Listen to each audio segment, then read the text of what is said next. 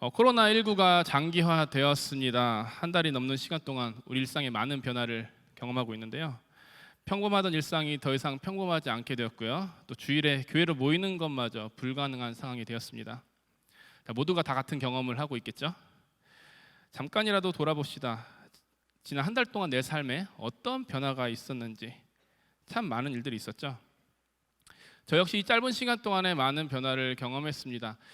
제가 12월에 동신교회에 부임을 했죠. 그리고 나서 한 3개월 정도 계속 사역을 하고 있는데, 열심히 또 대구 지역에 적응을 하고 동신교회에 적응을 하고, 이제 적응이 딱 끝났다는 시점에 이제 코로나가 딱 터져 버렸어요. 그래서 교회에 있는 시간보다 집에 있는 시간이 훨씬 더 많아졌었고요. 또 여러 가지 많은 변화들을 경험했습니다. 특별히 그 따랐다 따랐다 이 노래 나오면 왠지 이게 팔이 이렇게 올라가야 될 것 같은 그런 생각도 들고, 또 그 노래가 나오면 저희 첫째 딸이 항상 그러더라고요. 아빠가 제일 좋아하는 노래 나온다고요. 딸이 아빠의 속도 모르고 참 그런 얘기를 합니다. 교회에서도 마찬가지입니다. 교육자들의 일상이 달라졌어요. 언제부턴가 아포스톨 사역자들이 하루살이가 되어버렸어요. 매일매일 영상 하나하나씩 만들면서 유튜브에 올리고 또 그것을 공유하고, 거기서 끝나는 게 아니라 또 다음 영상 무엇을 만들지 또 고민을 많이 하세요. 그리고 그 내용들을 서로 공유하고 나눠보고, 또 구독했다 이런 얘기도 많이 하고요. 어쨌든 매일매일 저희가 출근을 해서 각자 일을 하다가 서로 영상 보는 일이 또 잦아졌는데요. 이렇게 급격히 변화된 일상 속에서 우리가 공통적으로 꿈꾸는 일이 하나 있습니다. 바로 예전의 평범한 일상을 회복하는 일입니다. 당시에는 당연한 줄 알았던 이 평범한 일상이 이렇게 바라고 기대하게 될 소중한 일상이라는 것을 몰랐습니다. 예전처럼 정상적으로 학교도 다니고 싶고 출근도 하며 아무 위험 없이 바깥을 거니는 것이 너나 나나 할 것 없이 누구나 다 꿈꾸게 된 소망이 되었죠. 신앙생활도 마찬가지입니다. 주일만 되면 당연히 가게 된 그 교회에 못 갈 줄 누가 알았겠습니까? 한두 주 지나면 괜찮겠지 라는 생각을 했었지만, 그러한 심정으로 하루하루를 기다렸지만 이 사태가 점점 더 장기화되면서 여전히 교회 근처도 못 가고 있습니다. 이런 상황에 여러분들 다들 어떤 생각을 하시나요? 교회 가고 싶다는 생각이 많이 드시죠? 저희 팀 리더 중에 한 사람이 이런 이야기를 했어요. 목사님, 제가 살면서 교회 가고 싶다는 생각을 한 번도 안 해봤는데 요즘은 정말 교회 가고 싶어요. 굉장히 진정성 있는 말이라고 생각했습니다. 이 시간 영상으로 예배를 드린 우리 모든 청년들, 이 마음 동일하지 않을까요? 이 사태가 지나고 나면요, 우리는 반드시 이곳에 모여서 예배를 드릴 것입니다. 그날 우리의 모습은 어떠할까요? 감격과 환희가 넘치겠죠. 매번 무미건조하게 반기고 인사하던 그 사람들을 향해서 정말 진심 어린 마음으로 환영하게 될 것입니다. 누군가는 또 눈물로 서로를 감싸 안고 모이지 못한 서름을 토로하는 사람들도 있겠죠. 우리가 다시 모일 그날은 반드시 기쁨으로 넘칠 겁니다. 하지만 그 후 우리의 모습은 어떨까요? 감격과 환희에 넘쳐 예배당에 모인 것을 감사하고 서로를 향해 진심 어린 사랑을 보인다 해서 우리의 모습이 달라질까요? 아닙니다. 분명 우리는요, 다시 평범한 일상으로 돌아갈 것입니다. 이전과 다를 것 없는 무미건조한 일상으로 돌아가게 될 것이죠. 그래서 저는 오늘 우리가 다시 모일 그날을 준비하면서 이 본문을 나눴으면 좋겠다고 생각했습니다. 모여서 기쁨과 감격으로 서로 얼싸안고 끝나는 것이 아니라 우리가 그토록 고대하던 신앙 공동체를 다시 한번 세워나가기를 소원합니다. 이 말씀을 통해서 우리가 모여야 되는 그 이유에 대해서 한번 되새겨 보시고요, 다시 모이는 그날 그 이유에 반응하면서 이 아포스톨 공동체를 아름답게 세워나가시는 우리 모든 청년들 되시기를 주님의 이름으로 축복합니다. 먼저 본문을 한번 살펴보겠습니다. 우리는 오늘 본문을 두 부분으로 나눠서 살펴볼 것입니다. 먼저 첫 번째 부분인 1에서 6절을 이야기해 보겠습니다. 우리는 이 본문에서 굉장히 유명한 비유 하나를 발견할 수 있습니다. 바로 예수님께서 포도나무라는 비유죠. 이 비유는 우리에게 너무 유명합니다. 우리가 아마 어린 시절부터 신앙생활을 했다면 유치부 시절부터 청년에 이르기까지 이 비유를 통해 예수님에 대해서 배웠을 것입니다. 성경은 이 비유를 통해 예수님과 우리의 관계가 어떤지 설명을 하고 있기 때문인데요. 자, 그러면 이 요한복음의 저자인 요한은 왜 이 포도나무라는 이미지를 가지고 예수님에 대해서 설명하려고 했을까요? 자, 이것을 생각해 보기 위해서 구약의 개념을 한번 살펴볼 필요가 있습니다. 자, 여러분 혹시 구약 성경에서 이 포도나무가 가리키는 것이 무엇인지 아시는 분 계시나요? 자, 선지자들은 이 이미지를 사용해서 하나님의 말씀을 대언했습니다. 굉장히 자주 사용된 이미지예요. 자, 이 이미지는 무엇을 가리킬까요? 바로 이스라엘을 가리킵니다. 구약에 언급된 포도나무, 포도원 등의 이미지는 이스라엘을 나타내는 상징적인 이미지로 사용되었습니다. 본문의 예수님은 이 동일한 이미지를 가지고 자기 자신을 나타내십니다. 많은 사람들 또는 집단을 가리키는 게 아니라 특정한 인물인 자기 자신 한 명을 가리켜서 포도나무라라고 이야기를 하고 계신 것이죠. 자, 그 이유는 무엇일까요? 왜 예수님께서는 자신이 그 이스라엘을 상징하는 그 이미지를 가지고 자신을 설명하려고 하셨을까요? 자, 이유를 또 한번 생각해 보기 위해서는요, 이스라엘이라는 나라가 어떤 나라인지 한번 생각해 볼 필요가 있습니다. 자, 먼저 두 가지 질문을 한번 해보겠습니다. 여러분 그 각처에서 한번 답을 해보세요. 여러분, 구원받기 위해서 무엇이 필요한가요? 구원받으려면 어떻게 해야 되죠? 뭐 여러 가지 이야기를 길게 할 수 있지만 간단하게 얘기해 보면 이렇습니다. 예수님이 믿으면 되는 거죠.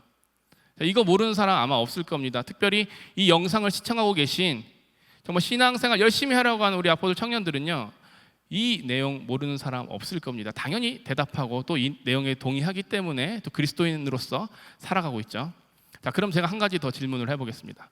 여러분, 그 구약 시대에 예수님이 오시기 그 전 시대에는 어떻게 해야 구원을 받을 수 있을까요? 어떻게 해야지 하나님의 구원을 경험할 수 있었을까요? 바로 언약 안에 머물러 있어야 합니다. 자, 언약이란 무엇입니까? 하나님께서 자기 백성과 맺으신 약속이죠. 하나님은 이 약속을 통해서 자기 백성의 하나님이 되시기로 선언하십니다.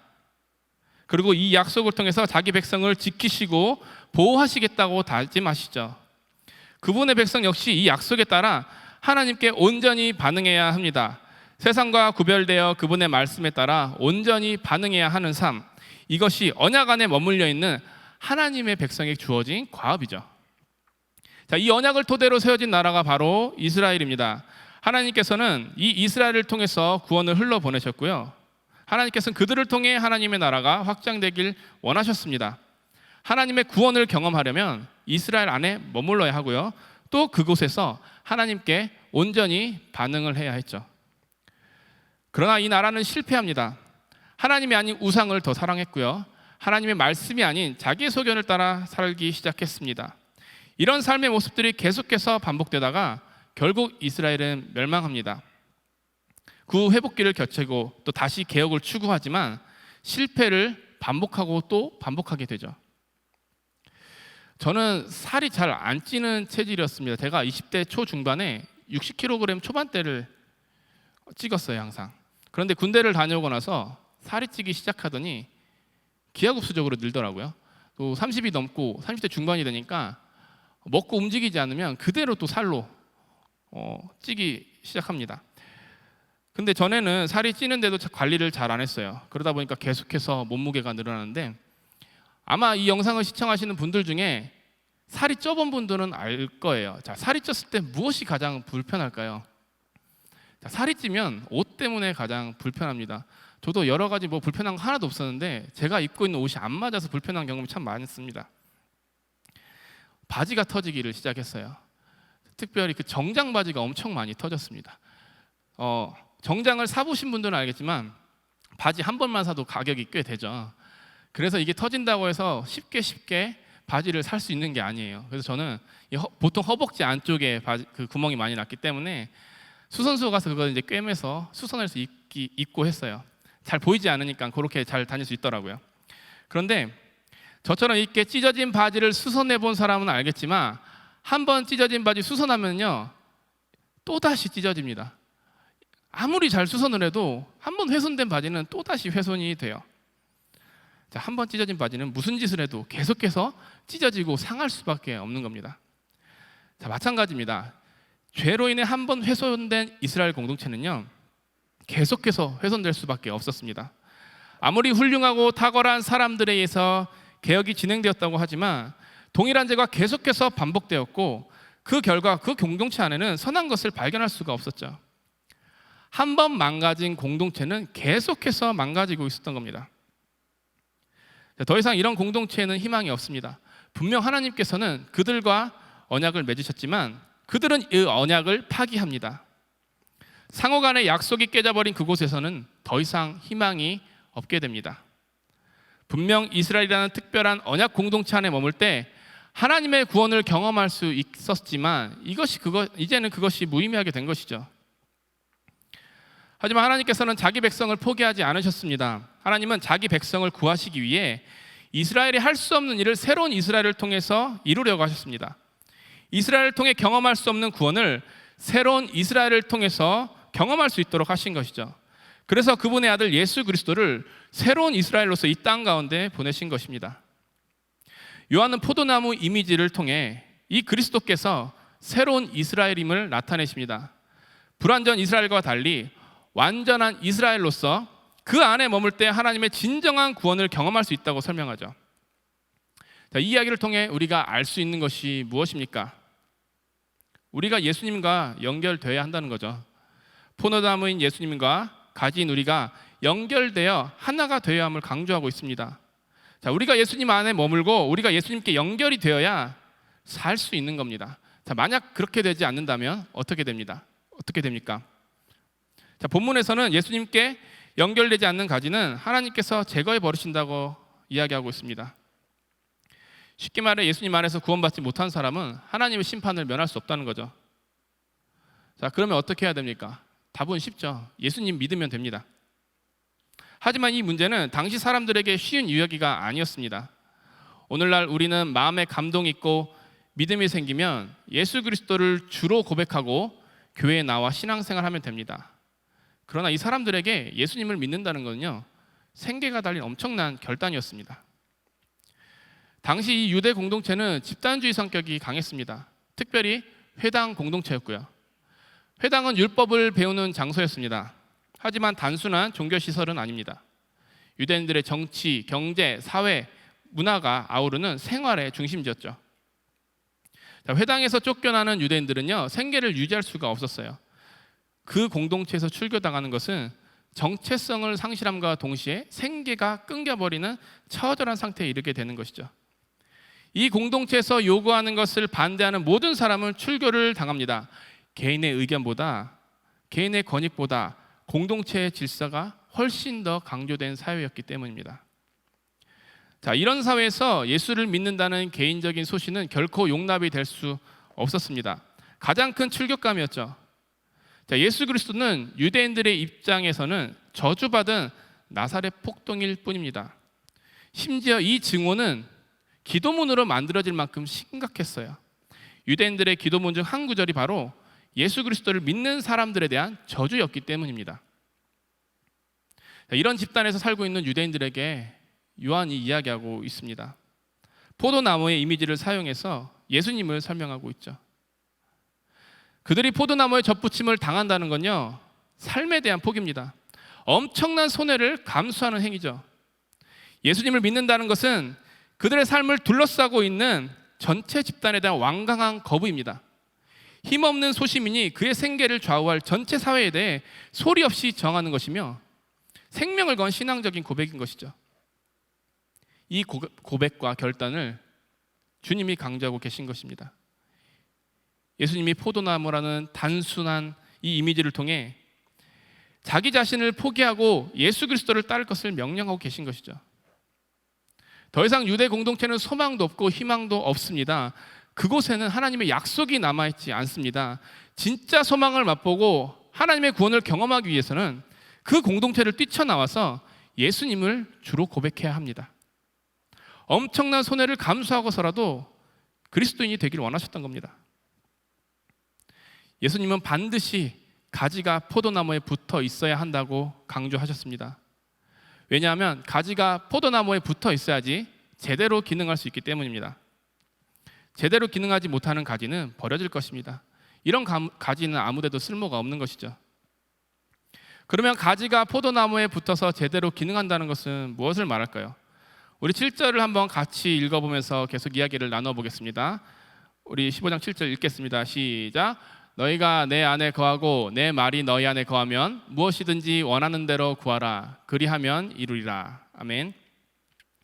자, 우리가 익히 들어왔던 말씀입니다. 예수님의 말씀이 우리 안에 거할 때 무엇이든지 기도하라는 것이죠. 그러면 그 기도의 제목이 이루어진다는 것입니다. 자, 그런데 이게 우리가 정말 오용하는 말씀 중에 하나입니다.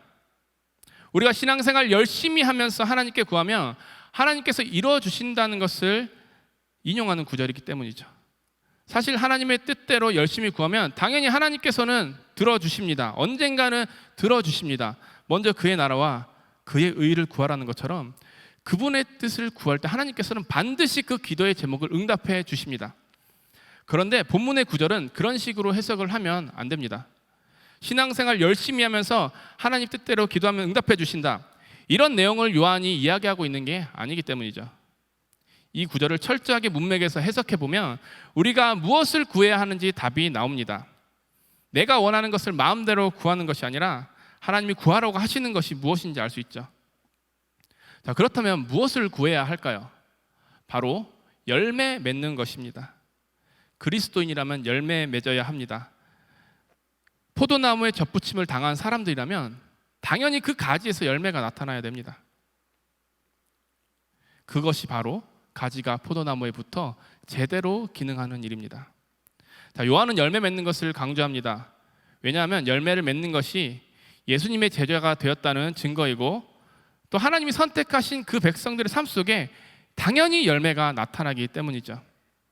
그러면 열매 맺는 것은 대체 무엇을 이야기하는 것일까요? 성경은 다양한 열매를 이야기하고 있습니다. 하지만 오늘 저희는 이 본문에서 이야기하는 열매에 대해서만 얘기해 보려고 합니다. 본문을 통해서 요한이 강조하는 그 열매는 과연 무엇일까요? 우리 12절을 한번 같이 읽어보도록 하겠습니다. 시작. 내 계명은 곧 내가 너희를 사랑한 것 같이 너희도 서로 사랑하라 하는 이것이니라. 아멘. 우리가 맺어야 할 열매는요, 서로 사랑하는 겁니다. 이것이 예수님이 기뻐하시는 열매라는 겁니다. 예수님은 자신의 계명, 이 말씀을 지키는 것이 열매 맺는 것이며 이 열매를 맺기 위해서 모든 것을 구하라고 본문을 통해 말씀하고 계시는 것이죠. 자, 서로 사랑하라는 이 말씀은 이 요한의 독자들, 이 당시 사람들에게 어떤 의미가 있었을까요? 분명 이 글을 읽는 사람들은요, 손해를 감수하면서 예수 그리스도를 믿었던 사람들입니다.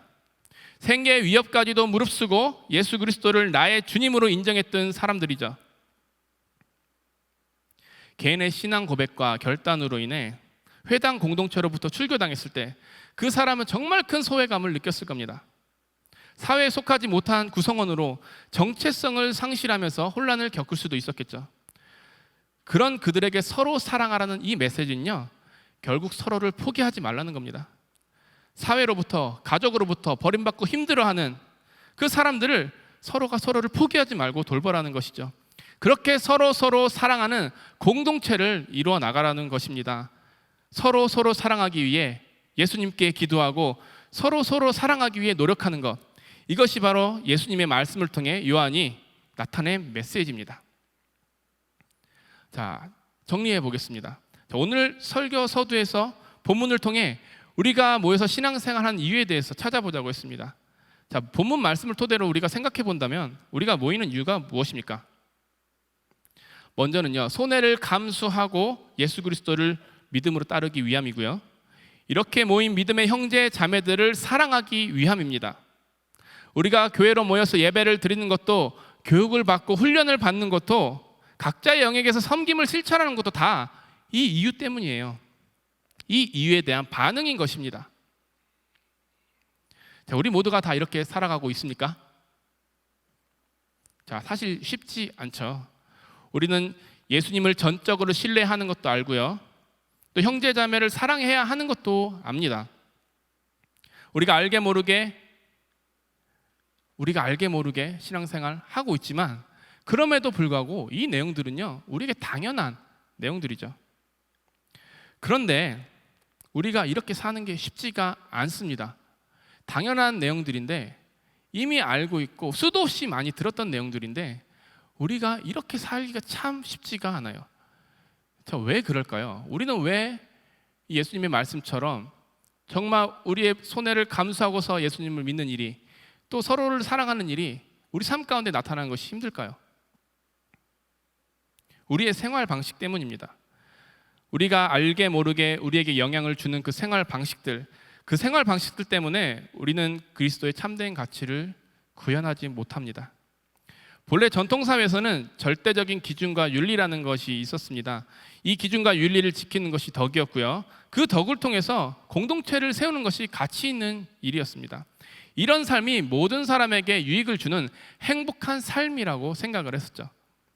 그런데 현대사회로 넘어오면서 이 기준들이 깨어져 버립니다. 개인의 자유를 갈망하는 많은 사람들은 공동체보다 자기 자신에게 집중합니다. 자기 자신이 원하는 일들을 추구하며 행복한 삶을 살아가길 원합니다. 공동체의 기준과 규범보다 자기 자신이 판단하는 것을 더 선호하고요. 개인의 유익을 위해서 사는 일이 더 많아졌죠. 이것이 행복한 삶이라고 생각하고 있는 것입니다. 자, 이런 삶이 우리 삶 곳곳에 묻어 나옵니다. 신앙생활을 하고 있지만 신앙의 규범이 내 삶을 지배하는 것이 아니라 개인적인 가치가 내 삶을 지배할 때가 훨씬 더 많이 있습니다. 왜냐하면 이러한 생활 방식이 이 세상 대부분 사람들의 생활 방식이기 때문이죠. 내가 원하는 것을 얻고 내가 하고 싶은 대로 사는 것, 이러한 생활 방식이 오늘날 우리의 신앙에도 심각하게 영향을 끼치고 있는 것입니다. 우리는 어떻게 예수님을 믿고 있습니까? 우리는 손해를 보면서까지 예수님을 믿고 있나요? 아니죠. 우리는 절대 손해보지 않습니다. 항상 내 일이 1번이고 신앙생활 하는 것이 2번입니다. 우리는 여전히 내가 먼저입니다. 내가 돈을 버는 것이 먼저고 공부를 하는 것이 먼저고요. 신앙생활 하는 것보다 내가 재밌게 사는 것이 훨씬 더 먼저입니다. 예수님을 믿는 것보다 내가 좋아하는 일을 하는 것이 훨씬 더 먼저이죠. 자, 주님을 위해 시간을 쓰고 돈을 쓰는 것이 사치인 시대에 살고 있는 것입니다. 자, 이뿐만 아닙니다. 우리는 서로가 서로를 사랑할 수 없습니다. 우리는 다양한 사람들과 함께 교회 공동체를 이루고 있죠. 좁게는 사랑방, 조금 더 넓게는 거울, 더 넓게는 아포스톨 공동체. 이 공동체에 이르기까지 우리는 많은 사람들과 함께 신앙생활을 하면서 그리스도를 닮기 위해 고군분투합니다. 하지만 우리는요, 서로 사랑하지 못합니다. 여전히 우리는 이기적입니다. 나만 알고 다른 사람은 알지 못합니다. 신앙생활을 한다는 것이 남에게 유익을 끼쳐야 하는 경우가 더 많아야 하지만 어쩌면 그 반대의 경우가 훨씬 더 많은 것 같습니다. 나보다 남을 더 낮게 여기지 못하다 보니 그들을 향한 관심과 사랑이 자연스럽게 줄어들기 마련이죠. 우리 사랑하는 청년 여러분, 여러분들과 함께 예배를 드리는 그 지체들에 대해서 얼마나 많은 관심을 갖고 있습니까? 여러분들은 그들의 일거수일투족 다 알고 계신가요? 그들이 어떤 생각을 하고 어떤 어려움을 겪고 있는지 다 알고 계십니까? 그들이 겪고 있는 현실적인 고통에 대해서 알고 계세요? 우리 주변에 분명 치열하게 살아가는 사람들이 있습니다. 나와 같은 곳에서 예배를 드리고 같은 곳에서 모임을 하면서 말씀을 나누는 그 사람들 중에 고통하고 신음하는 사람들이 있어요. 그런데 우리는 그 사람들을 돌보는 일에 최선을 다하고 있습니까? 아니, 어쩌면 우리가 그들에게 관심을 갖고 그들이 그런 어려움을 겪고 있다는 사실을 인지하면서 살아가고 계시나요? 어쩌면 여전히 나 혼자만을 위한 신앙생활을 하고 계시지는 않습니까? 때론 내 삶의 영역에 다른 사람들을 드리고 싶지 않을 때가 있습니다. 아무런 간섭도 받지 않고 오로지 내 신앙생활만 위해서 교회를 다니고 싶을 때가 많아요. 관심을 주는 것도 받는 것도 너무나도 불편합니다. 왜냐하면 그것이 내가 살아가는 생활 방식이기 때문입니다. 여러분, 우리가 비록 지금 이 자리에 모이진 못했지만 주님의 말씀을 가지고 영상을 통해 예배를 드리는 원동력이 뭐라고 생각하세요? 우리가 어떻게 신자가 되고 하나님의 자녀라 부름을 받고 주님의 말씀 가운데 예배를 드릴 수 있는 사람들이 되었습니까? 그것은 바로 복음 때문입니다. 복음으로 말미암아 우리가 예수님을 믿게 되었고요. 이 복음으로 말미암아 우리가 하나님의 자녀가 되는 권세를 얻게 되었습니다. 이 복음 때문에 저와 여러분이 말씀으로 하나님 앞에 예배 드릴 수 있는 것이죠. 그런데 우리가 믿는 이 복음은요, 상황에 결코 좌지우지되지 않습니다. 오히려 그 상황을 뚫고 들어와 하나님의 능력을 나타냅니다. 우리에게 처한 상황이 어떻든지, 우리 삶에 만연하는 생활 방식이 어떻든지 중요하지 않습니다. 복음은 언제나 어디서나 놀라운 방식으로 하나님의 능력을 나타냅니다. 그렇다면 이 복음 안에 어떤 메시지가 담겨져 있나요? 바로 예수 그리스도의 희생과 사랑이 있죠. 우리 예수님은 어떤 분이세요? 여러분이 알고 계신 그 예수님은 어떤 분이십니까? 성자 하나님이십니다. 하지만 성부 하나님과 동등히 여겨지는 것을 포기하십니다. 하나님의 뜻을 순종하기 위해서 자기를 희생하시고 사람의 몸으로 이 땅에 오셨죠. 그분이 사람의 몸으로 이 땅에 오신 것이 저와 여러분에게 어떤 의미가 있습니까? 바로 사랑이죠. 자신을 먼저 생각하시기보다 우리를 생각하시고 우리를 먼저 위하셨기 때문에 예수님께서는 사람의 몸으로 아주 초라한 모습으로 이 땅에 오실 수 있었던 겁니다. 그리고 가장 비참한 모습으로 십자가에 못 박혀 돌아가셨던 것이고요. 예수 그리스도의 희생과 사랑이 있었기 때문에 저와 여러분이 이렇게 예배를 드릴 수 있게 된 것입니다. 우리는 결코 하나님 앞에 예배로 나아갈 수 없었던 사람들이지만 그분의 희생과 사랑이 우리를 하나님께로 인도했습니다. 그래서 주님만이 우리 모임의 유일한 이유 되시며 소망이 되시는 것이죠. 복음으로 우리 삶의 변화를 경험했다면요, 우리 삶 가운데 복음이 계속해서 나타나야 됩니다. 우리의 생활 방식과 상관없이 매일의 삶 가운데 복음의 원리를 적용하면서 하루하루를 살아야 되는 것이죠. 그렇다면 우리가 복음을 갖고 이 공동체 안에서 무엇을 해야 하나요? 예수 그리스도를 닮아서 내 삶에 어떤 변화를 가져와야 됩니까? 먼저는 손해를 보더라도 내 신앙을 굳게 지키는 훈련을 해야 합니다. 이것은 내가 감당해야 하는 모든 일을 포기하고 신앙생활만 하라는 것이 아닙니다. 내 삶 곳곳에서, 내 인생 곳곳에서 최선을 다해서 살아가야 하지만 그럼에도 우리 주님을 가장 먼저 생각해야 된다는 것이죠. 우리가 살다 보면 우리의 삶과 신앙이 부딪히는 부분이 얼마나 많이 있습니까? 많은 그리스도인들이 이 상충되는 부분들 때문에 고민도 하고 결단도 많이 합니다. 저는 이런 문제로 청년들과 많은 상담을 했습니다. 삶과 신앙이 상충되는 부분들을 놓고 말이죠. 그런데 이런 경우 거의 80에서 90%는요, 그 고민 속에 답이 있습니다. 분명 하나님께서 원하시지 않는 일이라는 것을 본인들이 알지만 그래도 최소한의 합의점을 찾기 위해서, 그래도 최소한 자기가 하고 싶은 것 조금이라도 하기 위해서 상담을 하고 답을 내려고 하는 것이죠. 여러분들도 혹시 이런 경험 많지 않습니까? 하나님의 뜻과 반대된다고 생각될 때요, 우리는 그저 그것을 내려놓으면 됩니다. 우리 삶에 손해가 있더라도 그저 그것을 내려놓으면 됩니다. 고민하고 말 것도 없이요, 하나님이 원하지 않는다는 것 느껴지면요, 포기하면 됩니다. 그것이 포도나무 안에 접붙임 당하는 가지의 모습입니다. 그것이 진실로 하나님 앞에서 모든 것을 헌신하는 그리스도인의 모습이기도 하고요. 자, 이런 모습 속에서 우리는 열매에 맺어야 됩니다. 하나님께서 우리에게 맡겨주신 사람들을 사랑하고 돌보고 섬겨야 되죠. 자, 사랑한다는 것은요, 단순히 좋아하고 호감을 갖는 것이 아닙니다. 아파하는 사람과 같이 아파하고 억울한 사람들의 신음소리에 공감하면서 때론 내가 불편하고 다가가고 싶지 않은 그 사람마저도 품고 좋아할 수 있는 것, 이것이 바로 사랑입니다. 자, 이런 삶이 구현될 때 우리 공동체가 하나님 앞에서 더 아름답게 세워질 수 있는 것입니다. 그러나 쉽지가 않습니다. 정말 어렵습니다. 그렇기 때문에 예수님이 말씀하신 것처럼 기도해야 합니다. 내가 사랑하기 싫은 사람들, 내가 사랑할 수 없는 그 사람들을 사랑할 수 있도록 기도하면서 열매를 맺어야 하는 것이죠. 우리가 정말 사랑하는 사람들을 위해서 기도하는 것이 아니라요, 우리가 정말 사랑할 수 없는 그 사람들을 위해서도 기도해야 하는 것입니다.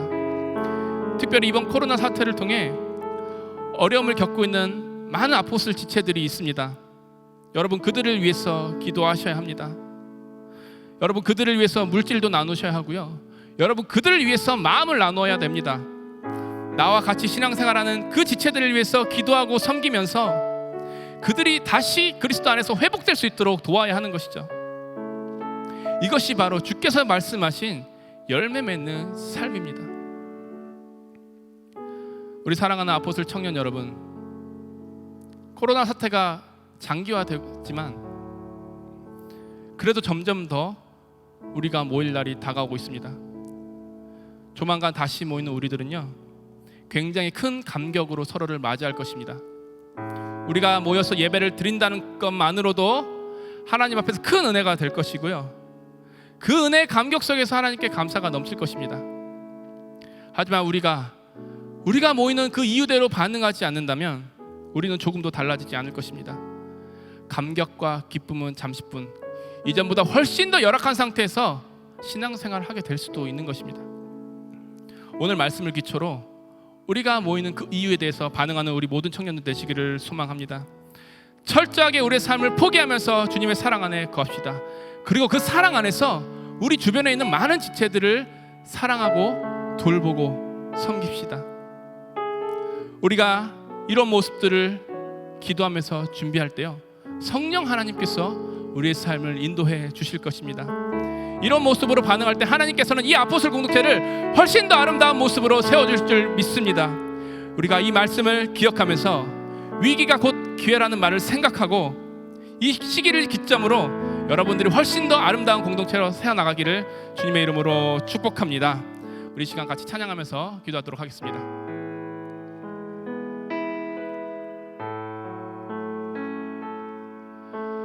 나 주를 노래하리라. 십자가로 나의 생명 되셨네. 나 주의 곁을 떠나도 주의 손은 나를 놓치지. 한 번 더 찬양합니다. 나 주를 노래하리라.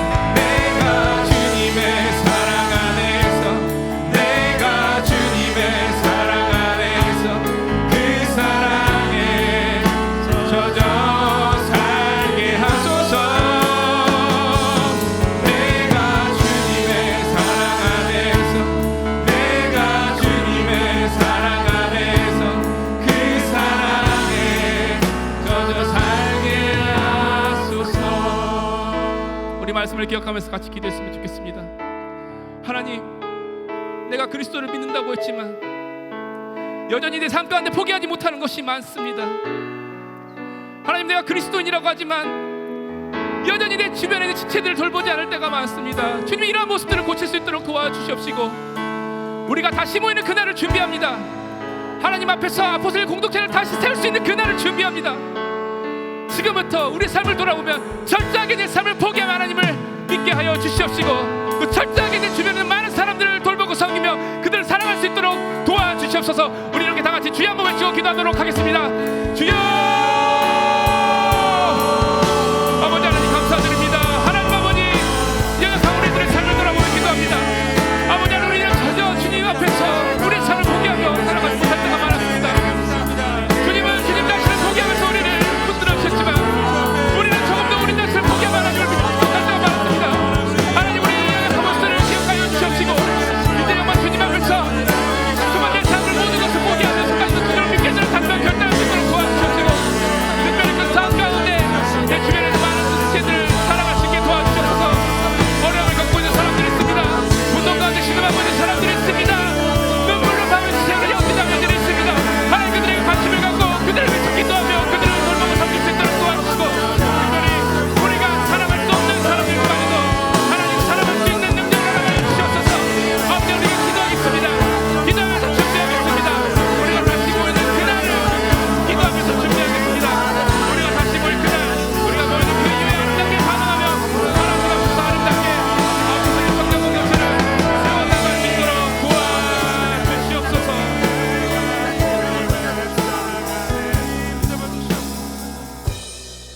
하나님 감사드립니다. 우리가 경험해보지 못했던 이 어려움들 때문에 이 오랜 시간 동안 고통받고 신음하고 있습니다. 정말 평범한 일상을 기다리며 우리가 모이는 그 이유에 대해서 또 반응하고 또 준비하기를 소망합니다. 우리 아포스톨 모든 청년 공동체의 청년들이 자신의 모든 것을 포기하면서까지 그리스도를 따르겠노라 다짐하고 결단할 수 있도록 도와주시고, 그 믿음 안에서 우리 주변의 모든 지체들을 돌보고 사랑하며 섬길 수 있도록 도와주시옵소서. 이 모습을 통해서 우리가 이 아포스톨 공동체 더 아름답게 세우기를 소망합니다. 위기가 기회라는 말이 있듯이 우리가 다시 모이는 그날, 이 우리가 모이는 이유에 반응하며 하나님 앞에서 아름답게 이 공동체를 세워나갈 수 있는 모든 청년들이 될 수 있도록 주님께서 인도하여 주시옵소서. 예수님의 이름으로 기도드립니다. 아멘.